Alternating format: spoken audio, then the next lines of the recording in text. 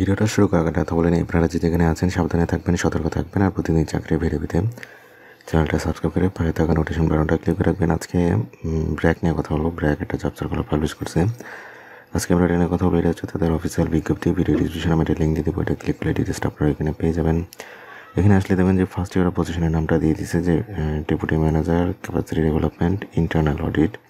এখানে লোকেশন দিয়ে দিচ্ছে যে হেড অফিসের কথা বলছে তারা, এবং এটা পোস্ট করছে ফেব্রুয়ারি 1 তারিখ। আজকে ভিডিওটা করতে হচ্ছে 4 তারিখ, এবং এটা লাস্ট ডেট হচ্ছে মার্চের 1 তারিখ। মানে এখনও প্রায়, যখন পাবলিশ করেছে প্রায় 1 মাস সময় ছিল, এখনও প্রায় 24-25 দিনের মতো সময় আছে। এইখানে এরপরে আমি বেসিকটা বলে দিচ্ছি, ডিটেলসটা আপনারা ভালো করে দেখে নিন। এগুলো আপনারা ভালো করে পড়বেন। নিচে আসলে এই জব রেসপন্সিবিলিটিটা অবশ্যই পড়ে নেবেন।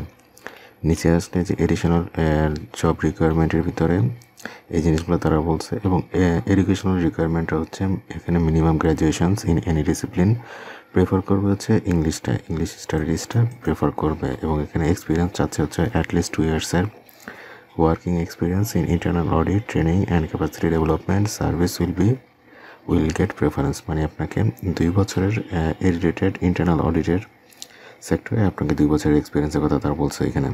এরপরে অ্যাপ্লাই সিস্টেমটা এখানে ক্লিক করবেন, অ্যাপ্লাই নাও। এখানে আপনার ইমেল অ্যাড্রেস এবং পাসওয়ার্ডটা দিয়ে লগ ইন। যাদের অলরেডি রেজিস্ট্রেশন করা আছে, যাদের রেজিস্ট্রেশন করা নেই, তারা এখান থেকে সাইন আপ করে আপনার এখানে ইমেল আর ফোন নাম্বারটা, এরপর পাসওয়ার্ড, এরপর হচ্ছে কনফার্ম পাসওয়ার্ড, এরপরে আই এম নট রোবট এটা ক্লিক করে এখানে এটা ক্লিক করবেন, দেন সাইন আপ করবেন, এরপরে লগ ইন করে নেবেন। এরপরে হচ্ছে আপনার ওই পার্সোনাল এবং এডুকেশনাল এবং এক্সপিরিয়েন্সের যে বিষয়গুলো থাকে সেগুলো এখানে ইনপুট করে নিতে হয়, দেন আপনি অ্যাপ্লাই করে নিতে পারবেন। খুব কঠিন একটা বিষয় না, সমস্যা হলে ভিডিও নিচে কমেন্ট করবেন, দেন ওইটা নিয়ে কথা বলে দেবো। তাহলে আজকে পর্যন্ত বলা থাকবেন। আল্লাহ হাফেজ।